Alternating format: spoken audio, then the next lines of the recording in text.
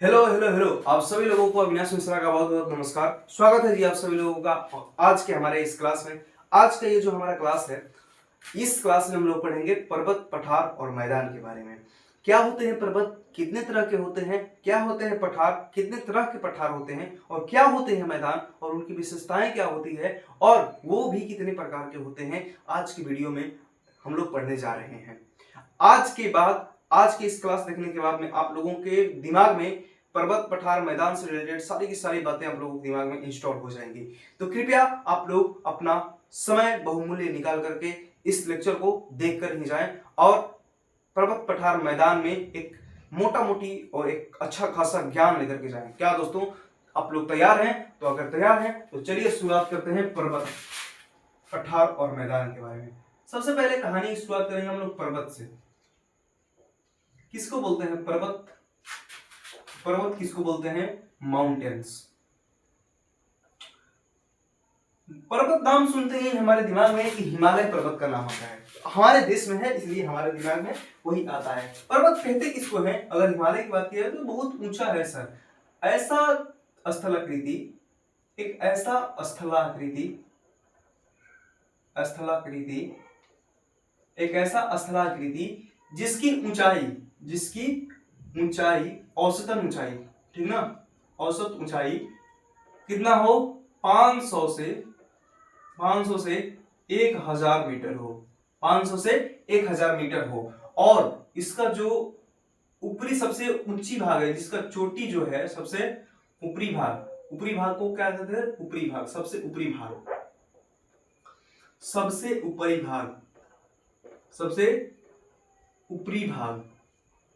ऊपरी भाग को हम लोग क्या बोलते हैं? चोटी बोलते हैं। तो जो चोटी है इसका वो नुकीला हो। कैसा हो भाई? नुकीला। ऐसा स्थलाकृति जिसकी औसत ऊंचाई 500 से 1000 मीटर हो उसको हम लोग पर्वत बोलते हैं। और जिसका चोटी जो है वो नुकीला हो उसको हम लोग पर्वत बोलते हैं। क्या बात है, समझ में आ गई? आओ थोड़ा सा देखते हैं। और ऐसे स्थलाकृति का जो ढाल होता है, स्लोप, ढाल जिसको बोलते हैं, ढाल, इसका जो ढाल होता है वो सर्वाधिक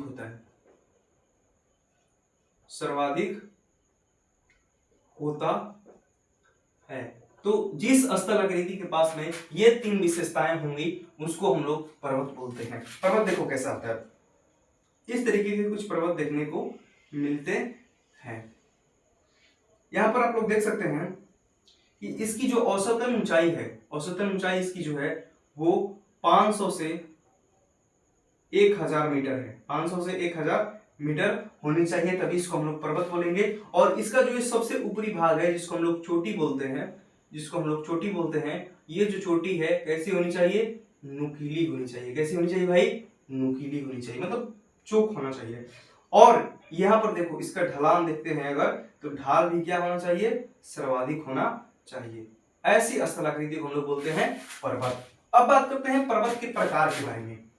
तो यहाँ पर जो पर्वत के प्रकार के बारे में बात करेंगे हम लोग, तो पर्वत जो होते हैं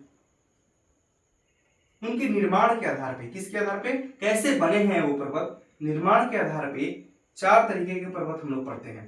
पहला जो पर्वत है वो पर्वत का नाम है वलित पर्वत,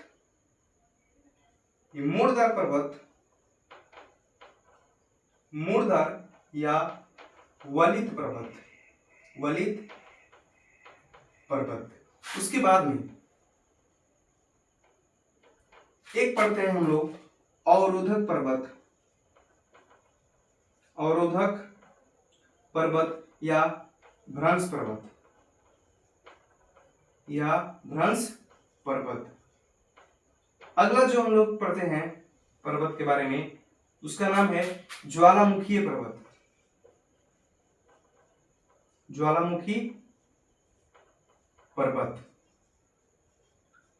और अंतिम जो पर्वत होता है वो होता है अवशिष्ट पर्वत। ये जो क्लासिफिकेशन मैं कर रहा हूं किसके बेसिस पर कर रहा हूं?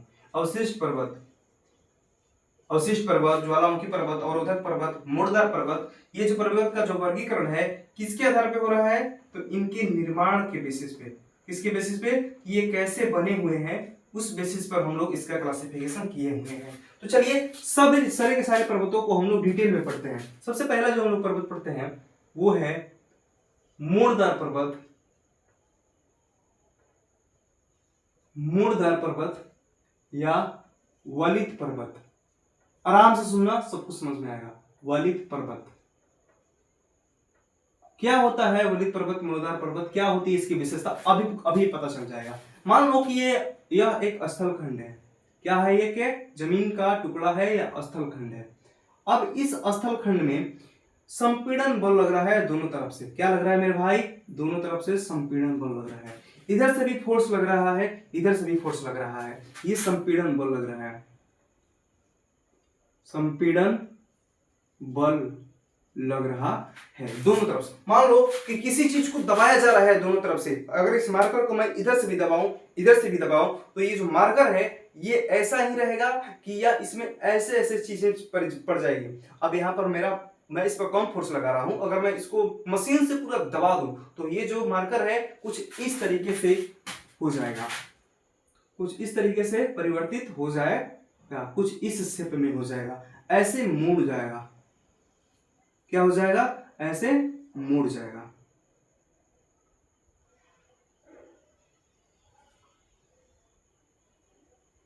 जब इस स्थल खंड पे, ये स्थल खंड है, कोई ये स्थल खंड है, इस स्थल खंड में जब संपीड़न बल कार्य करता है दोनों तरफ से, ये भी संपीड़न बल, इधर से भी उधर से भी, जब दोनों तरफ से संपीड़न बल किसको कहते हैं? दबाना, किसी चीज को पुश करना, ठीक ना। किसी चीज को हम लोग पुश करते हैं दोनों तरफ से, तो वो जो स्थल खंड है ऐसा ही रहेगा कि वो ऐसा बन जाएगा, मतलब मोड़ आ जाएंगे उसमें, तो मोड़ आ जाएंगे। तो मोड़ जब आ जाएंगे, इस पर किसको बोलते हैं? वलन। वलन किसको बोलते हैं? व्हाट इज द वलन? वलन किसको बोलेंगे? एक ऐसा प्रोसेस, एक ऐसी प्रक्रिया जिसमें संपीड़न बल के द्वारा किसी स्थल खंड को दबा करके उसको मोड़ के रूप में मोड़दार बनाया जाता है। उसको हम लोग बोलते हैं, उस प्रोसेस को बोलते हैं वलन। अब ये जो स्थल खंड बना है तो ये पर्वत बन गया है। क्या बन गया है मेरे भाई? ये जो पर्वत बन गया है। और इस पर्वत की जो औसत ऊंचाई होती है 500 से 1000 मीटर होती है। और ये जो सबसे ऊपर वाला भाग बना है इसको बोलते हैं अपनति। ये जो है अपनति, इसको बोलते हैं अपनति। और ये जो नीचे वाला पॉइंट बना है इसको बोलते हैं हम लोग अभिनति। अपनति क्या है? अभिनति क्या है? आप लोगों के दिमाग में क्लियर हो गया? जब मोड़दार पर्वत बनते हैं तो उनका जो सबसे निचला भाग बनता है उसको बोलते हैं अभिनति, और जो सबसे ऊपर वाला भाग बनता है उसको अपनति बोलते हैं। और यही जो अपनति है यही नुकीला होता है। कैसा रहता है ये? नुकीला। यही तो चोटी है, यही क्या है? चोटी है। उस पर्वत की क्या है? चोटी है, सबसे ऊपरी भाग है। समझ में आ गया क्या? अपनति किसको कहते हैं? अभिनति किसको कहते हैं? ये एग्जाम्स में कई बार पूछे गए हैं, ये PYQ है, इसलिए आप इसको याद रखेंगे। अब बात करते हैं ये मोड़दार पर्वत के उदाहरण की। उदाहरण का अगर बात किया जाए, एग्जाम्पल्स की बात किया जाए, तो आपको पता है कि उत्तरी अमेरिका में एक रॉकी पर्वत है। कौन सा पर्वत है? रॉकी पर्वत। रॉकी पर्वत कहां पर है? उत्तरी अमेरिका में। उत्तरी अमेरिका में ये जो रॉकी पर्वत है ये मोड़दार पर्वत या वलित पर्वत का एग्जांपल है। ये और एक पर्वत है एंडीज पर्वत। एंडीज पर्वत ये दक्षिण अमेरिका में है। दक्षिण अमेरिका में एंडीज पर्वत है। और तुम्हारा ऑस्ट्रेलिया में great dividing range, great dividing range, यह जो पर्वत है वो ऑस्ट्रेलिया में है। ऑस्ट्रेलिया में है। एटलस जो पर्वत है, एटलस पर्वत अफ्रीका महादेश में, अफ्रीका महादेश का एटलस पर्वत। आल्प्स यूरोप का जो आल्प्स पर्वत है वो पर्वत, आल्प्स पर्वत, और यूरोप और एशिया के सीमा पर जो यूराल पर्वत है, यूराल पर्वत, यूरोप और एशिया के सीमा पे, एशिया के सीमा पर ये जो पर्वत हैं, और हमारे भारतवर्ष में हिमालय पर्वत, हिमालय पर्वत कहां पर? भारत में। तो ये सब जो पर्वत हैं, रॉकी पर्वत, एंडीज पर्वत, ग्रेट डिवाइडिंग रेंज, एटलस पर्वत, आल्प्स पर्वत, यूराल पर्वत, हिमालय पर्वत, ये सारे जो पर्वत हैं वो हमारे मोड़दार पर्वत या वलित पर्वत हैं। कैसे बने हुए हैं? तो स्थल खंड में संपीड़न बल के कारण जो वलन पैदा होता है, जो मोड़ पैदा होता है, उस प्रक्रिया के द्वारा ये मोड़दार पर्वत या ये सारे पर्वत हिमालय पर्वत का निर्माण हुआ है। आई होप आप लोगों को मोड़दार पर्वत एंड वलित पर्वत समझ में आ गया होगा। मूव करते हैं हम लोग नेक्स्ट पर्वत, अवरोधक पर्वत की तरफ। अवरोधक पर्वत, दूसरा जो पर्वत हमारा है वो है अवरोधक पर्वत।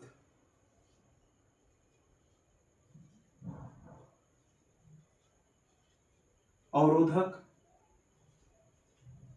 पर्वत या इसी को हम लोग भ्रंश पर्वत भी कहते हैं। भ्रंश पर्वत क्या विशेषता है इसकी, आइए समझते हैं। जिस तरीके से इस स्थलखंड में संपीड़न बल कार्य किया, अब एक नया स्थलखंड है, मान लीजिए कि यह एक स्थलखंड है जिसका 3 हिस्सा है। एक हिस्सा यह है ए, एक हिस्सा बी, एक हिस्सा सी। इस पर तनाव मूलक बल कार्य कर रहा है।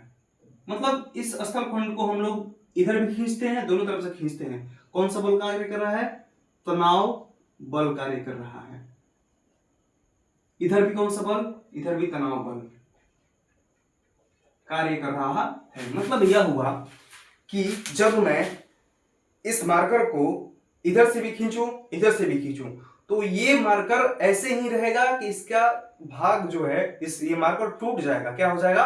टूट जाएगा। उसी प्रकार से जब इस स्थलखंड में अगर तनाव मूलक बल कार्य कर रहा है, अगर इस स्थलखंड को दोनों तरफ से खींचा जा रहा है, कौन खींच रहा है नहीं पता है। अगर इसको खींचा जा रहा है तो ये ऐसा ही रहेगा कि ये जो स्थलखंड है टूट जाएगा। क्या हो जाएगा? टूट जाएगा। जब तनाव मूलक बल कार्य करेगा तो भ्रंश हो जाएगा। मतलब भ्रंश मतलब भ्रंशन के बाद में टूट जाएगा। क्या हो जाएगा? टूट जाएगा। और इस प्रोसेस को बोलते हैं भ्रंशन। भ्रंशन कौन सी प्रक्रिया है? एक ऐसी प्रक्रिया जिसमें कोई स्थलखंड में तनाव मूलक बल कार्य करने की वजह से बीच वाला भाग या वो जो स्थलखंड है कई टुकड़ों में टूट जाता है। इस प्रोसेस को हम लोग भ्रंशन कहते हैं। आइए देखते हैं क्या होगा। मान लीजिए कि भ्रंशन के बाद 2 काम हो सकता है। एक, जो ये स्थलखंड ए है वो ऐसे ही रहा, उसके बाद में ये जो स्थलखंड है बी वो ऊपर की तरफ चला गया।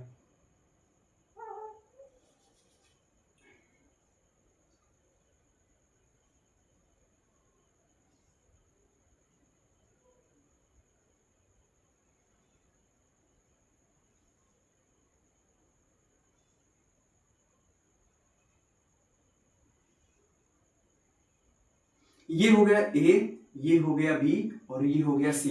पहले कैसा था? तीनों एक साइज में थे। अब क्या हो गया है? ये नीचे से ऊपर चला गया है। बी वाला जो हिस्सा है उस स्थलखंड का, ये नीचे से कहां चला गया है? ऊपर। क्यों ऊपर चला गया है? क्योंकि पृथ्वी के अंदर तो प्रेशर ज्यादा है ना, प्रेशर दबाव ज्यादा है। तो दबाव जब अधिक है और सतह पर, पृथ्वी की सतह पर दबाव क्या है? नहीं समझ में आ रहा तुमको? देखो ये हो गया पृथ्वी, पृथ्वी के सतह पर क्या है? दबाव कम, प्रेशर कम है एज कंपेयर टू पृथ्वी के अंदर। पृथ्वी के भूगर्भिक में जो है प्रेशर ज्यादा है। तो जब यहाँ से अगर टूटेगा ये चीज, यहाँ पर अगर कोई टूटी चीज टूटेगा तो इसका जो है फोर्स ऑफ अट्रैक्शन कम होगा। फोर्स ऑफ अट्रैक्शन कम होगा तो नीचे वाला जो प्रेशर है इसको दबाएगा। क्या करेगा? नीचे से प्रेशर लगाएगा इस पर, और जैसे ही प्रेशर लगाएगा तो ये जो ऊपर है ये ऊपर की तरफ उठ जाएगा। ये क्या हो गया? ऊपर की तरफ उठ गया। जब ऊपर की तरफ उठ जाता है तो पर्वत का निर्माण होता है, और इस पर्वत का हम लोग नाम रखते हैं वलित पर्वत या अवरोधक पर्वत। कौन सा पर्वत? वलित पर्वत, सॉरी वलित पर्वत बोल रहा हूँ, भ्रंशन पर्वत। क्या बोलते हैं इसको?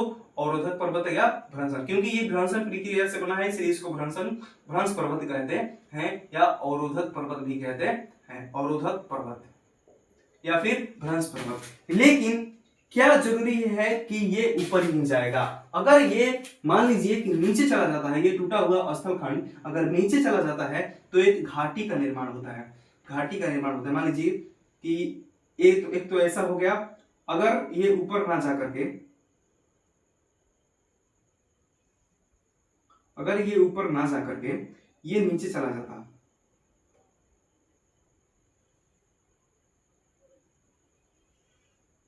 कहां चला जाता है? ये नीचे की तरफ चला जाता। ये हो गया बी, ये हो गया ए और ये हो गया सी। तो यहाँ पर एक खाली जगह बन रहा है, ये तो खाली जगह बन रहा है ना, तो यहाँ पर निर्माण हो जाएगा घाटी का। कैसा? घाटी का। और इस जो घाटी ये बना है इसको हम लोग कहते हैं भ्रंश घाटी, भ्रंश घाटी। अब ये जो भ्रंश घाटी है अफ्रीका महादेश में, इसका उदाहरण की बात किया जाए तो अफ्रीका महादेश में महान भ्रंश घाटी, महान भ्रंश घाटी किस महादेश में? अफ्रीका महादेश में। इस भ्रंश घाटी का एग्जाम्पल है, महान भ्रंश घाटी अफ्रीका महादेश में प्रेजेंट है, जो कि भ्रंश घाटी का एग्जाम्पल है। अब बात करते हैं हमारे कौन सा पर्वत है जो अवरोधक पर्वत है। तो अवरोधक पर्वत के जब उदाहरण की बात किया जाता है तो सतपुड़ा एवं विंध्याचल की पहाड़ी, विंध्य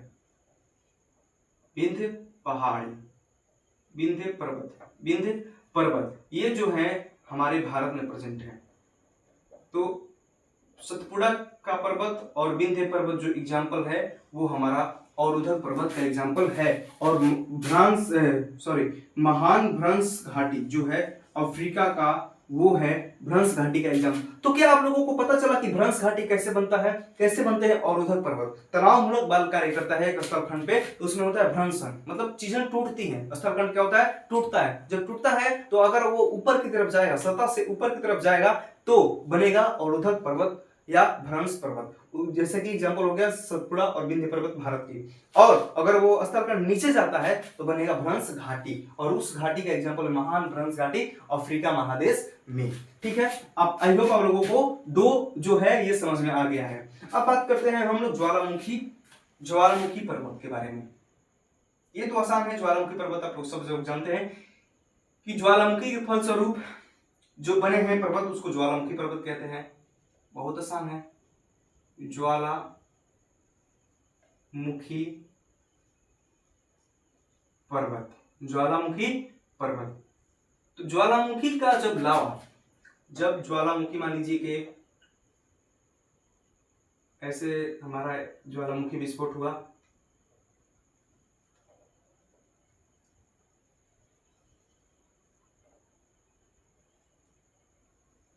तो जब ज्वालामुखी विस्फोट होगा तो अंदर जो लावा प्रेजेंट थे, अंदर क्या था? मालवा जो प्रेजेंट था, अंदर के जो मालवा है वो मालवा कहाँ आएगा? ऊपर की तरफ, पृथ्वी के सतह पर आएगा, पृथ्वी के सतह पे आएगा। और पृथ्वी की सतह पर जब आएगा तो इसको कहेंगे लावा। क्या कहेंगे इसको? लावा। क्या बोला जाएगा भाई इसको? लावा। और जब ये लावा नीचे आकर के ठंडा हो जाता है, नीचे आकर के ठंडा हो जाता है, और जब ये नीचे आकर के ठंडा होता है तो होता है इसका शीतलीकरण की प्रोसेस। और जब शीतलीकरण की प्रोसेस होता है तो यहाँ पर बनता है शीतलीकरण, लावा का शीतलीकरण हो जाता है। क्या हो जाता है इसका? शीतलीकरण। शीतलीकरण मतलब लावा का ठंडा होना। लावा बहुत ज्यादा गर्म होता है, शीतलीकरण होता है, और शीतलीकरण होने के बाद में एक पर्वत का निर्माण होता है, और इसी पर्वत का नाम होता है हमारा ज्वालामुखी। एग्जाम्पल थी, तो इसके एग्जाम्पल है अफ्रीका महादेश में कीनिया पर्वत, किलिमिंजारो,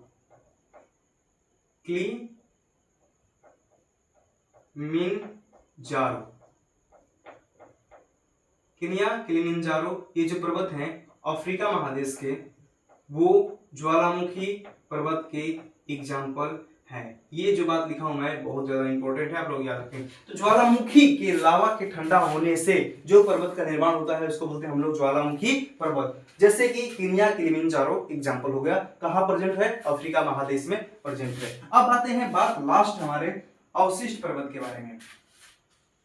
चौथा जो हमारा पर्वत है वो है अवशिष्ट पर्वत।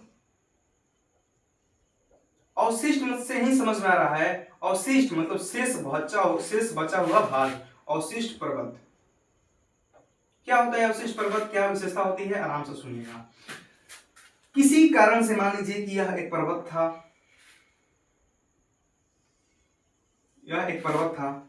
पर्वत था पहले। अब क्या होता है, इस पर बारिश होता है। क्या होता है? इस पर बारिश की वजह से, क्या किसकी वजह से? इस पर बारिश की वजह से। मान लीजिए कि इस पर क्या होगा? बारिश। इस पर बहेगी हवा। क्या बहेगा? इस पर बहेगा हवा। जब इस पर हवा बहेगा तो इसके जो मिट्टी और चट्टान है इनका होगा कटाव। क्या होगा भाई? कटाव। मिट्टी और जो चट्टान है उसका होगा कटाव। तो कटाव करने के बाद में जो शेष भाग बच जाता है जिसकी औसत ऊंचाई थोड़ी कम हो जाती है और इसका नुकीला भाग रहता है, ऐसे पर्वत को हम लोग बोलते हैं अवशिष्ट पर्वत। कैसा है पर्वत? अवशिष्ट पर्वत। अवशिष्ट पर्वत। हमारी जो अरावली पर्वत है, उदाहरण की बात किया जाए, तो अरावली पर्वत कहां की? भारत की। यह हमारे अवशिष्ट पर्वत का एक उदाहरण है। तो आई होप आप लोगों को समझ में आया होगा कि पर्वत किसको कहते हैं, कितने निर्माण के आधार पर पर्वतों का प्रकार कितना होता है। 4 तरीके के पर्वत मैं आप लोगों को निर्माण के आधार पर पढ़ा चुका हूं। मूलधर पर्वत, अवरोधक पर्वत, ज्वालामुखी पर्वत और अवशिष्ट पर्वत। सबसे पहली बात मूलधार पर्वत का जो हम लोग बात करते हैं, मूलधार पर्वत किसको कहते हैं? तो अगर स्थल खंड में संपीड़न बल कार्य करता है तो वलन होता है, मतलब चीजें मुड़ जाती हैं। जब मुड़ जाती हैं तो एक बनता है अपनति, नुकीला होता है, चोटी होता है, अभिनति जो बेस होता है। उदाहरण ये सारी चीजें आप लोग याद रखेंगे। अवरोधक पर्वत, दूसरा पर्वत जो अवरोधक पर्वत तनाव मूलक बल कार्य करता है और होता है भ्रंशन। एक बीच वाला भाग टूट जाता है और अगर टूट के ऊपर जाता है तो अवरोधक पर्वत बनाता है। सतपुड़ा और विंध्य की पहाड़ियां जो है वो हमारी इसका एग्जांपल हो जाती हैं। और नीचे चला जाता है टूटा हुआ भाग तो बनता है भ्रंश घाटी। महान भ्रंश घाटी अफ्रीका का एग्जाम्पल है। ज्वालामुखी पर्वत, ज्वालामुखी के लावा के ठंडा होने से जो बर्फ पर्वत बनता है उसको हम लोग बोलते हैं ज्वालामुखी पर्वत। केन्या किलिमंजारो जो एग्जाम्पल है अफ्रीका महादेश के। अवशिष्ट पर्वत, एक पर्वत में बारिश होता है, धूलकण उठते उठते चट्टान टूटते हैं और जो पर्वत बच जाता है उसको हम लोग बोलते हैं अवशिष्ट पर्वत। अरावली पर्वत ही हमारा जो भारत का है अवशिष्ट पर्वत का एग्जाम्पल है। तो आप बढ़ते हैं हम लोग पठार की तरफ, और पठार की जानकारी भी आप लोगों के दिमाग में थोड़ी देर में बस सेट हो जाएगी। सबसे पहली बात करते हैं हम लोग पठार किसको कहते हैं। पठार किसको कहते हैं? पर्वत किसको कहते थे जिसकी औसत ऊंचाई कितनी होती थी? 500 से 1000 मीटर तक। लेकिन इसकी जो औसत ऊंचाई होती है वो होती है 300 से 500 मीटर तक। 300 से 500 मीटर तक, ठीक है क्या? और उसका जो सरफेस होता था, ऊपरी भाग, उसका जो ऊपरी सतह होता था, ऊपरी सतह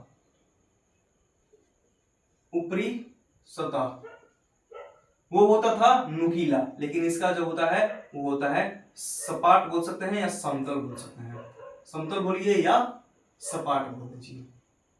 कैसा होता है? सपाट या समतल। इसका जो बनाता हूं मैं ऐसा, इसकी औसत ऊंचाई होगी लेकिन यहां पर इसका जो है वो समतल हो जाएगा। ये हो गया तुम्हारा पठार। क्या हो गया? पठार। पठार कितने तरीके के होते हैं थोड़ा सा ये देख लिया जाए। तो पठार जो होते हैं 3 तरीके के, इनके भी होते हैं प्रकार। पठार जो है 3 तरीके के होते हैं, निर्माण के बेसिस पर बता रहा हूं। सबसे पहला जो पठार है अंतर पर्वतीय पठार। अंतर पर्वतीय पठार, अंतर पर्वतीय पठार। वो पठार नाम से ही क्लियर हो रहा है मेरे भाई। अंतर पर्वतीय मतलब दो पर्वतों के बीच में, अंतर मतलब बीच में, पर्वतीय किसके बीच में? तो पर्वत के बीच में, मतलब दो पर्वतों के बीच में या चारों तरफ से घिरे हुए पठार को मतलब कि ऐसा पठार जो चारों तरफ से पर्वत से घिरा हो, चाहे किन्हीं दो पर्वतों के बीच में स्थित हो, अंतर पर्वतीय पठार कहलाता है। यहां पर लिखो, वो पठार जो चारों तरफ से, चारों ओर से पर्वतों से घिरा हो, पर्वतों से क्या हुआ हो, घिरा हुआ हो, घिरा हो, उसको बोलते हैं हम लोग अंतर पर्वतीय पठार। जैसे के तौर पे बात करते हैं, उदाहरण के तौर पे जो हमारा तिब्बत का पठार है, वो एग्जाम्पल है हमारा अंतर पर्वतीय पठार के। ये जो तिब्बत का पठार है पूरे के पूरे हिमालय से घिरा हुआ है, तिब्बत का पठार। और एक और एग्जाम्पल मैक्सिको का पठार, मैक्सिको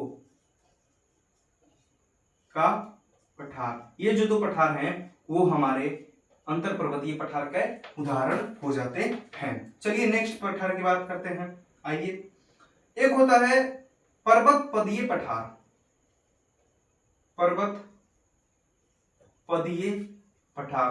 नाम से ही क्लियर हो रहा है, पर्वत मीन्स पर्वत, पदीय मतलब उसके पैर के पास में। तो ऐसे पठार जो जो पर्वतों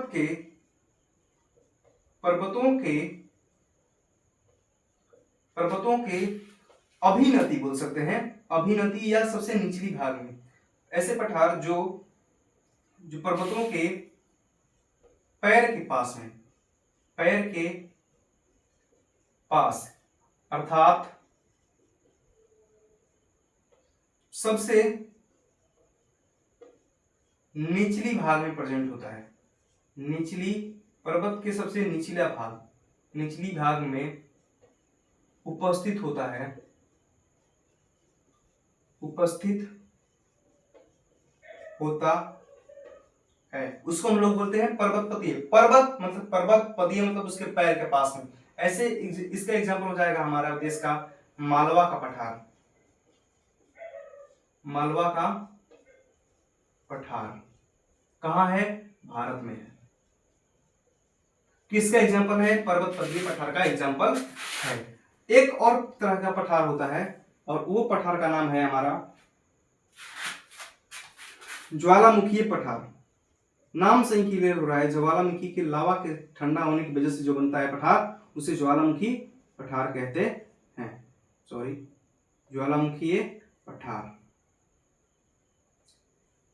ज्वालामुखी के लावा के शीतलीकरण से, लावा के शीतलीकरण, शीतलीकरण से जो बनता है पठार, उसको शीतलीकरण से बने पठार, से बने पठार को हम लोग क्या बोलते हैं, ज्वालामुखी पठार कहते हैं। जैसे कि तौर पे एग्जांपल के तौर पे हम लोग बात करें तो हमारा जो दक्कन का पठार है, दक्कन का पठार, ये हमारा भारत में है। और ये जो एग्जांपल है वो हमारा एग्जांपल है ज्वालामुखी पठार का। तो यहां तक हमारी जानकारी क्लियर हो जाती है पठार के बारे में। तो अभी तक हम लोग पर्वत और पठार पढ़ चुके हैं। अब बात करते हैं हम लोग मैदान के बारे में। किसके बारे में, मैदान के बारे में। मैदान किसको कहते हैं सर, प्लेन्स। मैदान उस स्थलखंड, उस भूभाग को कहते हैं जिसका सतह जो होता है वो समतल होता है। कैसा होता है, समतल, बराबर होता है, समतल होता है। और एक और बात होता है, इसमें ढलान जो है, ढाल कम होता है, कम होता है। समझ में आ गया क्या बात, ढलान कम होता है एवं समतल होता है। कि कितने तरीके के मैदान पाया जाता है, तो निर्माण के आधार पर, सब कुछ जो है निर्माण के ही आधार पर चल रहा है मेरे भाई। मैदान का जो प्रकार है वो 3 है। पहला जो है वो है संरचनात्मक मैदान, संरचनात्मक मैदान। दूसरा जो मैदान है संरचनात्मक मैदान, दूसरा जो मैदान है वो है निक्षेपणात्मक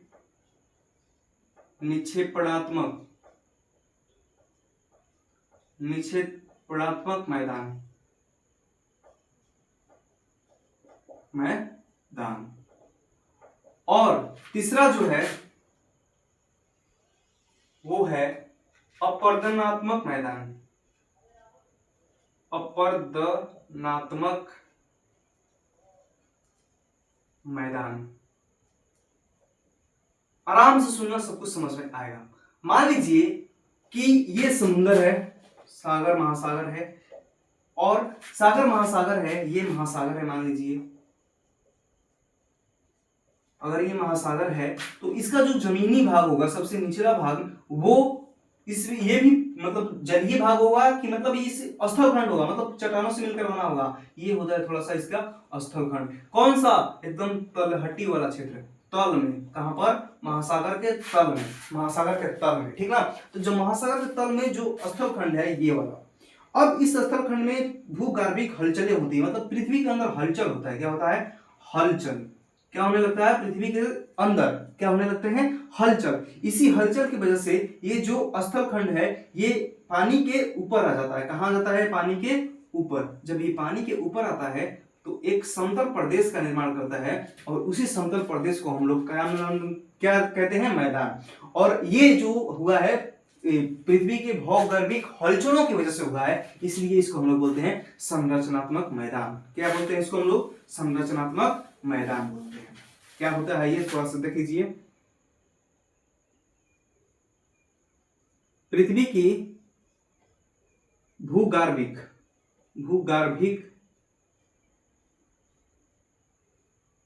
हलचलों की वजह से, हलचलों की वजह से निर्मित मैदान को हम लोग संरचनात्मक मैदान कहते हैं। निर्मित मैदान, इसको हम लोग बोलते हैं संरचनात्मक मैदान। अब बात करते हैं हम लोग थोड़ा निक्षेपणात्मक मैदान। क्या होता है इसमें कि मान लीजिए यह एक नदी है, यह एक नदी है, इसमें बह रहा है पानी। इसमें क्या बह रहा है? पानी। अब ये जो पानी है इसमें बहुत सारे, ये जो पानी है यहाँ से मिट्टी उठा लेती है, यहाँ से छोटे छोटे पत्थर उठा लेती है, और ये सारे कंकड़ पत्थर बहुत सारी चीजें उठा करके एक हिस्सा में ले जा करके, मान लीजिए कि यहाँ पर, कहाँ पे? यहाँ पर इस वाले भूभाग में क्या करती है? इन सब का जमाव कर देती है। क्या कर देती है? यहाँ पर उन सब चीजों का जमाव करती है, और इन चीजों को हम लोग बोलते हैं अवसाद। क्या बोलते हैं इसको हम लोग? अवसाद। अवसाद क्या होता है? एक ऐसा चीज जिसका बहाव करती है और ले जाकर के जमा करती है, उन चीज को हम बोलते हैं अवसाद। वो सारी वस्तुएं क्या कहलाती हैं? अवसाद। कौन? जिसको बहाव करता है कौन? नदी। तो अवसाद का जमाव होता है। क्या होता है? पे अवसादों का जमाव, अवसादों का जमाव। जब अवसादों का जमाव होता है तो ये जो थोड़ा सा हिस्सा है, जो स्थलखंड है, ये हो जाता है समतल, और ये जो समतल हो जाता है तो इस तरीके के मैदान को हम लोग निक्षेपणात्मक मैदान कहते हैं। क्या बोलेंगे? अवसादों के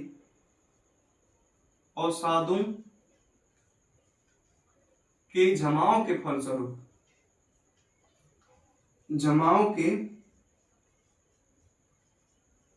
फलस्वरूप, निर्मित जो मैदान होते हैं उनको हम लोग बोलते हैं निक्षेपणात्मक मैदान। अब बात करते हैं क्या मतलब है अपर्दनात्मक मैदान के बारे में। अपर्दन मतलब होता है, यहाँ पर जो अपर्दन वर्ड है इसका मतलब होता है कटाव। क्या मतलब होता है? अपर्दन का मतलब होता है कटाव। यहाँ पर छोड़ दीजिए, यहाँ पर लिख लीजिए अपर्दन। अपर्दन मीन्स होता है कटाव, किसी चीज का कटाव करना। पर्वत का कटाव, पर्वत का अपर्दन हो रहा है, ठीक ना। स्थलखंड का कटाव, स्थलखंड का क्या हो रहा है? अपर्दन हो रहा है। निक्षेपण एक होता है निक्षेपण। निक्षेपण का मतलब होता है किसी चीज का जमाव, किसी चीज का जमाव। ये दो वर्ड्स आप लोग अपने डिक्शनरी में सेट कर लीजिए। आप लोगों का डिक्शनरी क्या है? आप लोगों का दिमाग है। अपर्दनात्मक मैदान किसको कहते हैं? अपर्दन मतलब कटाव। तो जब किसी स्थलखंड को, जब किसी स्थलखंड को बाह्य कारकों, बाह्य कारक किसको कहेंगे? या तो हवा, या तो बारिश, इस सारी चीजों को हम लोग क्या कहेंगे? बाह्य कारक। किसको बोलेंगे? हवा को या पानी को, इसको हम लोग बोलेंगे बाह्य कारक। जब किसी स्थलखंड को बाह्य कारकों के द्वारा काटा जाता है तो जिस समतल प्रदेश का निर्माण होता है उस समतल प्रदेश को हम लोग बोलते हैं अपर्दनात्मक मैदान। मतलब कि जमाव से बना तो बना निक्षेपणात्मक मैदान, कटाव से बना तो अपर्दनात्मक मैदान, और पृथ्वी के भूगर्भिक हलचलों की वजह से जो बना उसको बोलते हैं हम लोग संरचनात्मक मैदान। तो ये तो टॉपिक था हमारा पर्वत पठार मैदान। ये हमारा यहीं पर खत्म होता है डिस्कशन। आप लोगों को पर्वत क्या होता है उसका डेफिनेशन बताया, कितने प्रकार के होते हैं ये बताया, पठार क्या होते हैं वो बताया, उसके बाद में इसके प्रकार बताया, उसके बाद में मैदान क्या होता है ये बताया, और कितने प्रकार के निर्माण के बेसिस पर हम लोग इनका दिमाग में सेट कर दिए सब कुछ। अगर आप लोगों के भी दिमाग में सेट हो गया है तो एक बार कमेंट में लिख दीजिए सब कुछ क्लियर हो गया है, सारा कॉन्सेप्ट क्लियर हो गया है। तो आज के लिए इतना ही, चलिए मिलते हैं नेक्स्ट लेक्चर में। Thank you so much, have a nice day and God bless you.